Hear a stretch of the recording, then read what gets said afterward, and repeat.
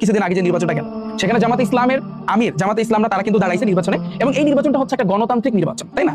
এবং আমরা যারা আসলে বিশেষ করে আলেম সমাজ যারা আছেন, আপনারা বলছেন যে গণতান্ত্রিক নির্বাচন করা হারাম, অর্থাৎ ভোট দেওয়া টোটালি কিন্তু জায়েজ নেই, অনেকে কিন্তু আপনারা বলছেন। এখন জিনিসটা আপনি চিন্তা করেন, আপনি বললেন যে গণতান্ত্রিক, আমিও জানি যে গণতান্ত্রিক ভোট দেওয়া হারাম, কারণ এটা আমরা কাদেরকে ফলো করতেছি? ইহুদিদেরকে ফলো করতেছি। মার্কিন যুক্তরাষ্ট্র তারা যেভাবে বলতেছে, যে প্রসেসে বলতেছে, সেই অনুযায়ী কিন্তু আমরা করতেছি।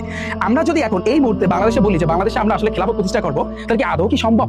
মানে একটু চিন্তা করেন তো, মানে আমাদের কি ওই যে কি বলে, আমাদের কি সামরিক দিক দিয়া বা আমরা কি কঠোর হইতে পারছি? সব কি ঠিকঠাক আছে? আমাদের মিসাইল আছে কয়টা ভাই? আমাদের বন্দুক আছে মনে হয় কয়েকটা, মিসাইল কয়টা আছে? আমরা এটা দিয়ে কি করতে, আমরা যুদ্ধ করতে পারবো?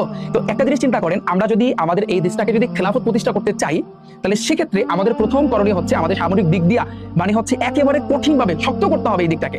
কারণ আপনি চিন্তা করেন, আপনি গণতান্ত্রিকটাকে বাদ দিয়া আপনি যদি এখন খেলাফত প্রতিষ্ঠা করতে চান, খেলাফত জীবনে প্রতিষ্ঠা হবে না, কারণ আমাদের আসলে আলেম সমাজ এক না।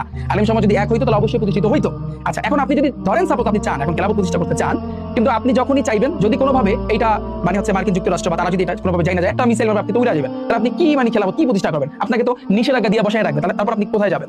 তো এই জন্য আমি বলবো যে এই যে সিস্টেমগুলো, আমি বর্তমানে বাংলাদেশ সরকার যে আছেন, আপনাকে আমার অনুরোধ থাকবে, বিনীত অনুরোধ, যেহেতু আপনি একজন মুসলমান, তো আমাদের এই দেশটাকে একটু যদি সম্ভব হয় একটু মানে হচ্ছে ইসলামিক ভাবে পরিচালনা করার চেষ্টা করেন, একটু সামনের দিকে আগান, আস্তে আস্তে আগান, হুট করে আগাইতে হবে না, আস্তে আস্তে আগান। তাতে করে কি হবে, আমরা যারা মুসলমান আছি, মানে আমরা একটু আপনি চেষ্টা করে দেখেন, সব দিক দিয়ে সব সেক্টর দিয়ে আপনি আস্তে আস্তে আগান, ইনশাল্লাহ আমাদের দেশটা কিন্তু চেঞ্জ হয়ে যাবে।